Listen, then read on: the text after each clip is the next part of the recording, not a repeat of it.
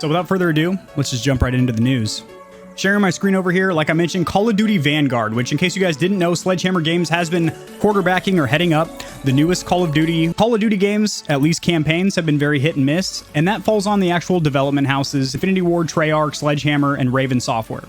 But then Activision Blizzard, who's the actual producing company that they all fall under that umbrella, has kind of been butchering the multiplayer, at least from the 2019 reboot of Modern Warfare, its concurrent Warzone, and then Call of Duty Cold War, Black Ops Cold War, because they all fall under the same SBMM. So we're going to talk a little bit about that, but I want to cover Call of Duty Vanguard, as this is definitively the game that we're going to get.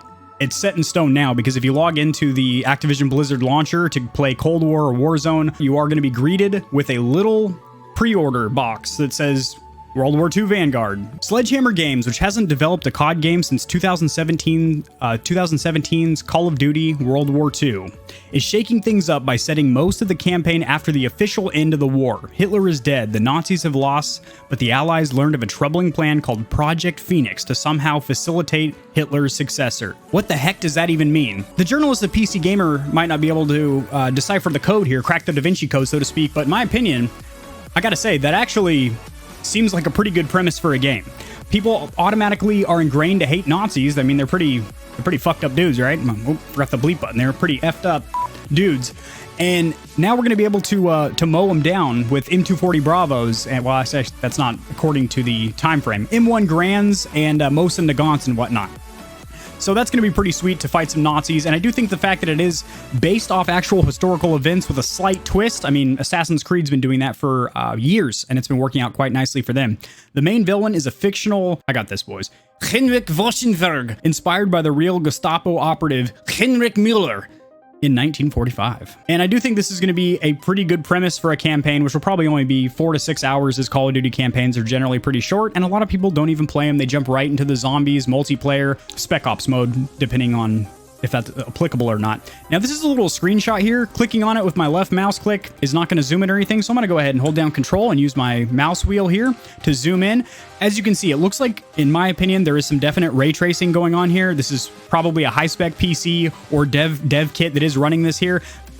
How would I be able to tell that from a small screenshot, Kevin? Thank you for asking. Well, if you look at some of the ambient occlusion over here, if you look at the reflections on this, what looks like an MP40 to me, the fire is actually cascading light in a very realistic manner across this firearm, as well as you see, there's embers of ash flying off it, and there's also a little bit of chromatic aberration around the outside, and also it looks like the trees also have some natural light on them as well. So it definitely looks like ray tracing. RTX is going to be enabled, which obviously you would expect that, as the last two Call of Duty games have had ray tracing. My Stallion mug over here.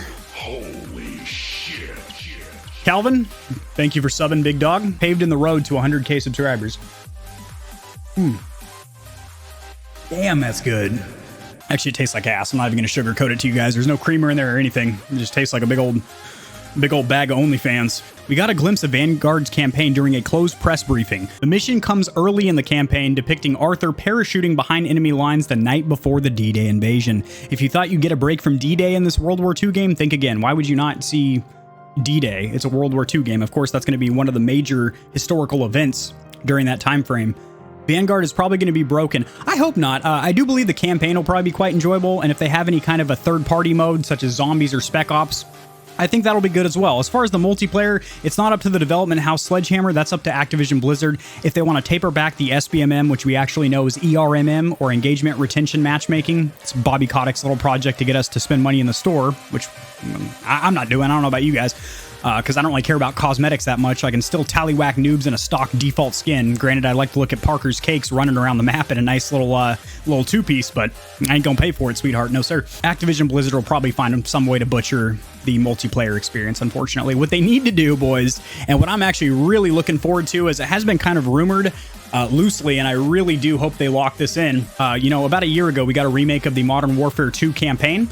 How about bringing back Modern Warfare 2 multiplayer? That would be absolutely amazing. Overall, I'm excited, and the thing is, the game's gonna do well no matter what, because Call of Duty fans are so loyal. You can serve them a turd sandwich, and they're gonna nibble it, because, well, it's got the Call of Duty name on it, and it's a franchise that we know the shooting mechanics are going to work good. That's what's not going to change, is the shooting mechanics from Call of Duty. Just like Battlefield fans like the shooting mechanics and destructible environments and vehicle combat that comes with that game franchise, So if you're in the Battlefield ecosystem, you're going to continue to buy those games, which, by the way, the new Battlefield does also look quite good.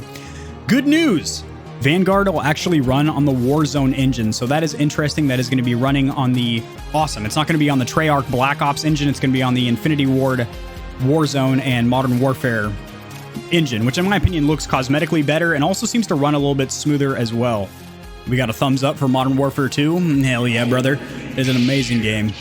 So I'm actually excited about the fact that it is going to be on a Warzone game engine. Does that mean we're going to get a Battle Royale? Probably not. Warzone isn't going anywhere.